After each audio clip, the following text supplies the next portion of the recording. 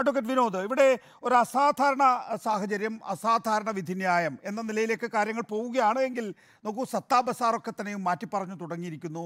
ഇപ്പോൾ മാറ്റത്തിൻ്റെ കാറ്റ് വീശുന്നു എന്ന രാഷ്ട്രീയമായ തിരിച്ചറിവ് യഥാർത്ഥത്തിൽ ഈ പറയുന്ന ജുഡീഷ്യറിയിൽ ഉണ്ടാവുന്നുണ്ടോ?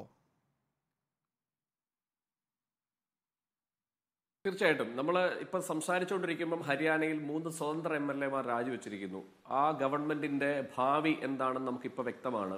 അത് എന്തുകൊണ്ടാണ് സംഭവിക്കുന്നത്? കഴിഞ്ഞ ദിവസം ഞാൻ കേട്ട ഒരു വാർത്ത മാധ്യമ അവലോകനമാണ്. ഉത്തരേന്ത്യയിലെ ചാനലുകൾ കൂടുതൽ പ്രതിപക്ഷ നേതാക്കന്മാരുടെ പ്രസംഗത്തിന് സ്പേസ് കൊടുക്കും. നിങ്ങൾ ഒരുപക്ഷെ കാണുന്നുണ്ടായിരിക്കും.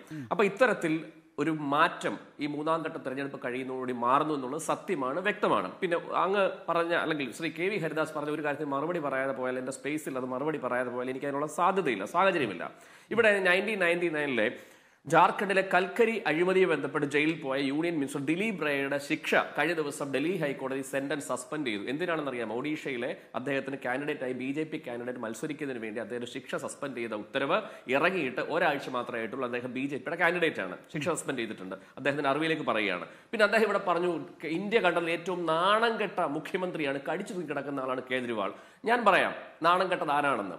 അതായത് ഇന്ത്യ കണ്ട ഏറ്റവും വലിയ സെക്ഷൽ ഹാം നടക്കുകയാണ് ഇന്ത്യയിൽ. പ്രജ്വൽ രേവണ്ണ എന്ന് പറയുന്ന മനുഷ്യൻ, അദ്ദേഹത്തിന്റെ ഈ സെക്ഷൽ ആക്ടിവിറ്റീസിനെ പറ്റി, കേസിനെ പറ്റി കർണാടകയുടെ BJP പ്രസിഡന്റ് അടക്കം നരേന്ദ്രമോദിക്കും അമിത്ഷായ്ക്കും ഇവരുടെ കോർ കമ്മിറ്റിക്കും കത്ത് കൊടുത്തതിന് ശേഷം വീണ്ടും അദ്ദേഹത്തെ കാൻഡിഡേറ്റ് ആക്കിയതിനു ശേഷം അതേ സ്ഥലത്ത് വന്ന് പ്രജ്വൽ നോട്ട് കൊടുക്കൂ, ആ വോട്ട് നരേന്ദ്രമോദിക്കുള്ള വോട്ടാണ്, നരേന്ദ്രമോദിയുടെ ഗ്യാരണ്ടിക്കൊട്ട വോട്ടാണ് എന്ന് പറഞ്ഞു. അതായത് ഒരു മാനഭംഗ കേസിൽ, ഇന്ത്യ കണ്ട ഏറ്റവും വലിയ ബലാത്സംഗ കേസിലെ പ്രതിക്ക് വോട്ട് ചോദിച്ച, അറിവോടുകൂടി വോട്ട് ചോദിച്ച നരേന്ദ്രമോദിയാണ് ഇന്ത്യ കണ്ട ഏറ്റവും നാണകെട്ട പ്രധാനമന്ത്രി. സാക്ഷി മാലിക് എന്ന് പറയുന്ന ഇന്ത്യയുടെ അഭിമാന താരമായ ഒരു പെൺകുട്ടി നീതിക്ക് വേണ്ടി തെരുവിറങ്ങിയതിനു ശേഷം സുപ്രീം കോടതിയിൽ പോയി FIR രജിസ്റ്റർ ചെയ്തതിനു ശേഷം ആ കേസിൽ ബ്രിജ്ഭൂഷൺ എന്ന് പറയുന്ന ഒരു ഗുണ്ടയെ, ഇന്ത്യ കണ്ട ഏറ്റവും വലിയ ഗുണ്ടാ നേതാവിനെ മാറ്റി നിർത്തേണ്ട സാഹചര്യം വന്നപ്പോൾ അയാളുടെ മകന് കാൻഡിഡേറ്റ്ഷിപ്പ് കൊടുത്ത നരേന്ദ്രമോദിയും അമിത്ഷായുമാണ് ഇന്ത്യ കണ്ട ഏറ്റവും നാണകെട്ട പ്രധാനമന്ത്രി എന്ന് പറയാൻ ആഗ്രഹിക്കുന്നത്. അല്ലാതെ കേജ്രിവാൾ അല്ല. അദ്ദേഹം ഒരു ഹാബിച്വൽ ഒഫൻഡർ അല്ല. അദ്ദേഹം യാതൊരു അഴിമതിയും നടത്തിയിട്ടില്ല.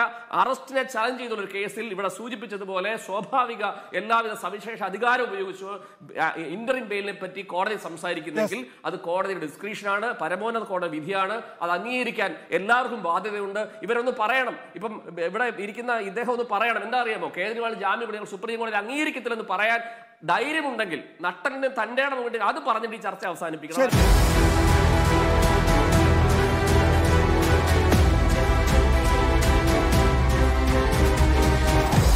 Debate with MV Nikesh Kumar.